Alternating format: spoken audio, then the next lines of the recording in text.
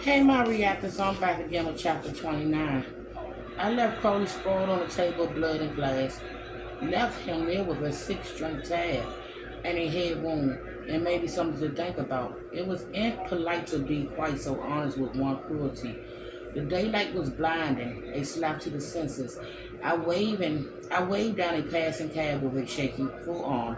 The ginger wait the ginger waitress and her manager came after me as I climbed to the back and told him to drive.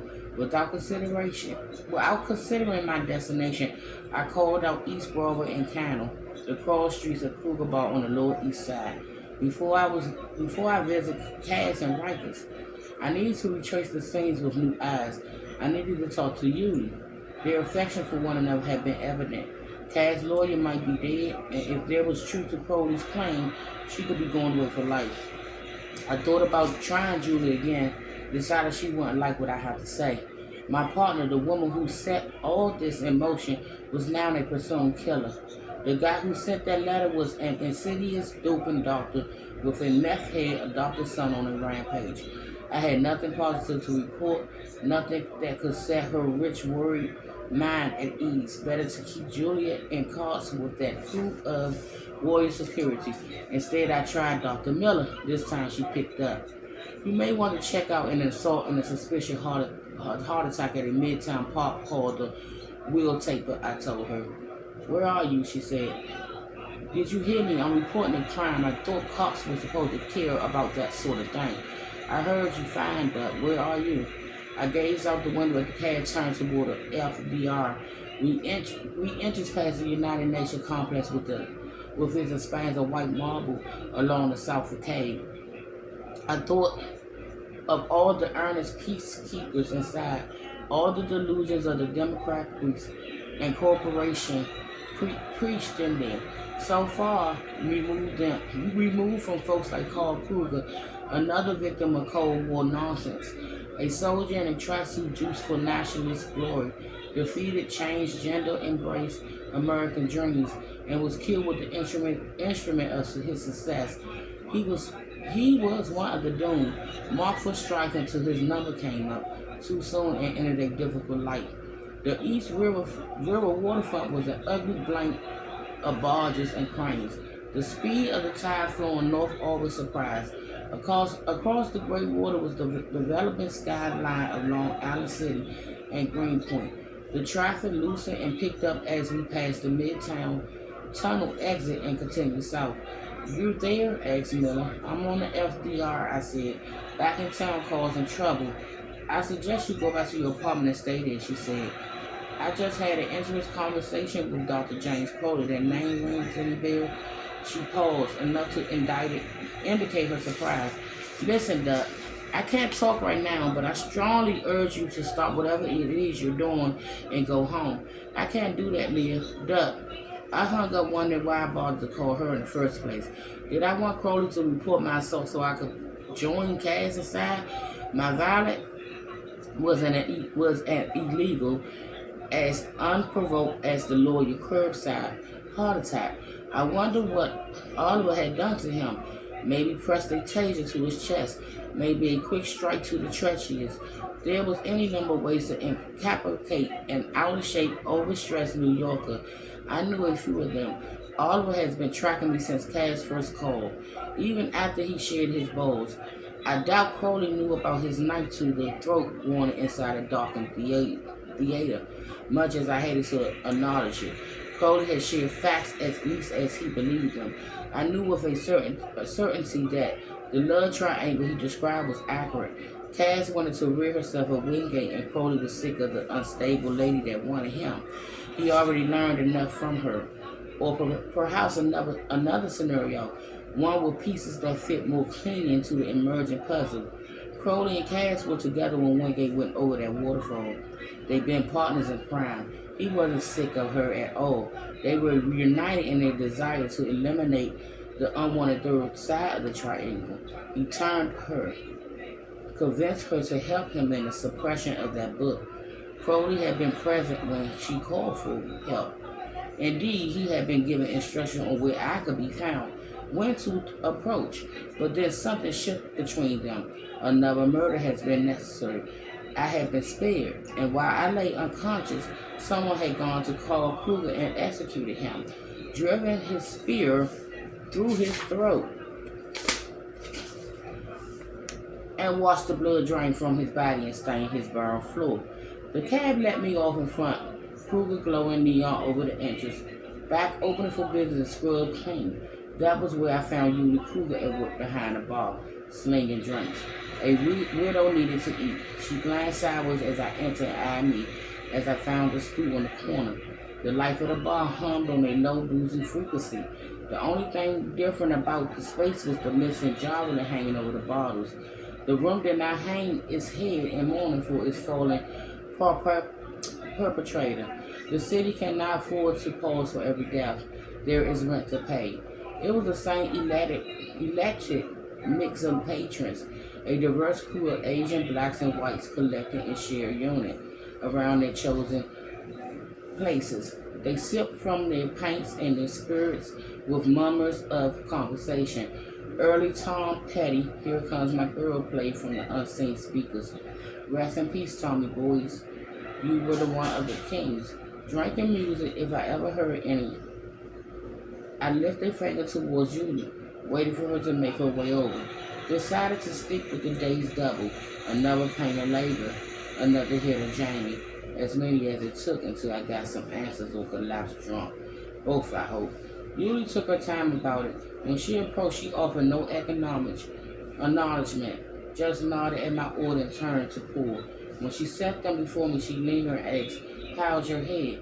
"Just fine," I said. "How are you holding up?" She gave a shrug. The space maid had looked the same to every regular, but to the widow owner, it had become a tone. Each day, she was forced to walk around over the spot where her husband was slaughtered. "We didn't have much savings," she said. "I have no choice but to stay open." "They arrested Cass," I said. "I know. She couldn't have done this. I don't believe it." "I do." "Why? You sound like friends. How could she kill Carl?" She suppressed a shudder at the K word.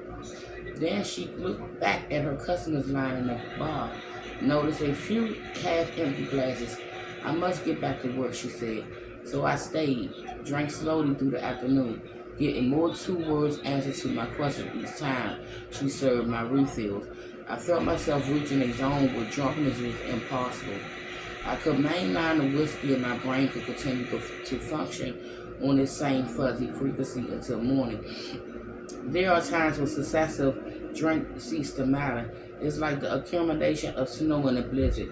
Does it really make a difference whether it's 15 inches or 20 in the end? Either way, you will be crippled for most of the next day. The bar emptied a little before 5. She could expect another swill in the happy hours, but for now, Julie Kruger had just one customer to serve. A surly Pascal investigated a dozen drinks in. "Alone and last," I said. She came and topped off my Jamie without questioning, poured one for her. "Cross," she said. We knocked them back, set down the glasses, and looked at one another. She was a fine-looking woman whose size disguised her beauty. Her almond-shaped eyes were almost Asian in their lines. Her mouth was wide and full, with plump, natural lips. She, the kind of ridiculous woman on the Upper East Side pay for, only to look in perpetual need of Benadryl. Her skin, even in the morning, was flawless. She wore the same loose frock as before. It covered a thick, powerful body. Once a swimmer, always a swimmer. There was no mistaking her. "I used to swim too, you know." It was the first thing I said that seemed to interest her.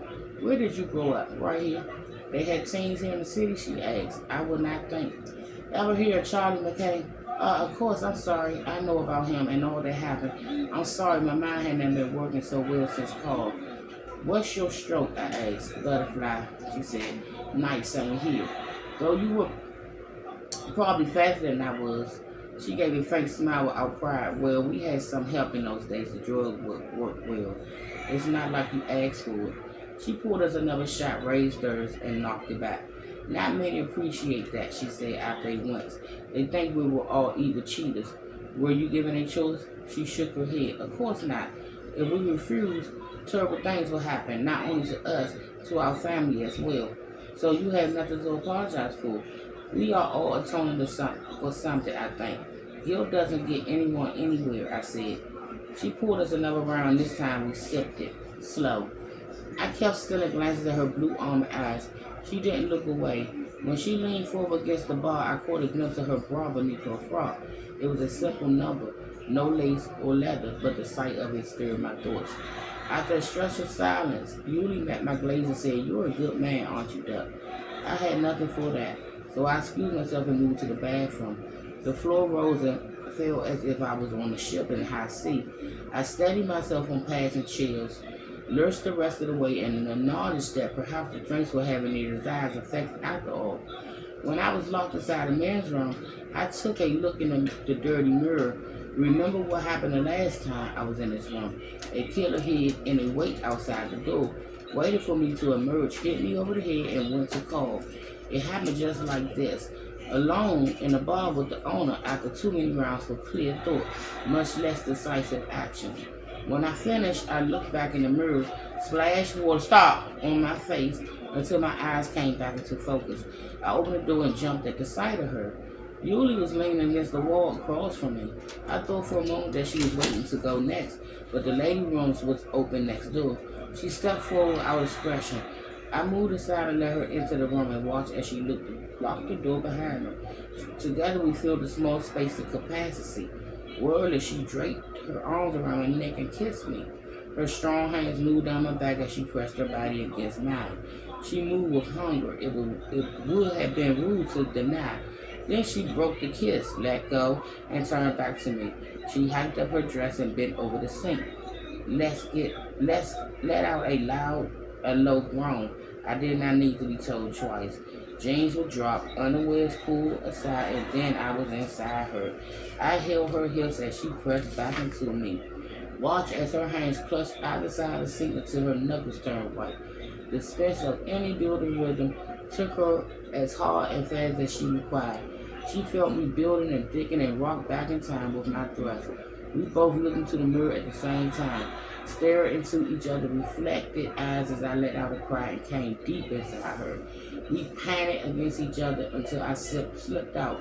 She tore a strip of toilet paper from the roll and wiped herself off. Then she hiked up her underwear, smoothed her dress, and offered a parting kiss. "I'll get us another drink." "Yes," she asked. I nodded and she let herself out. I looked back in the mirror, sober as can be, and I'll be back with chapter 30.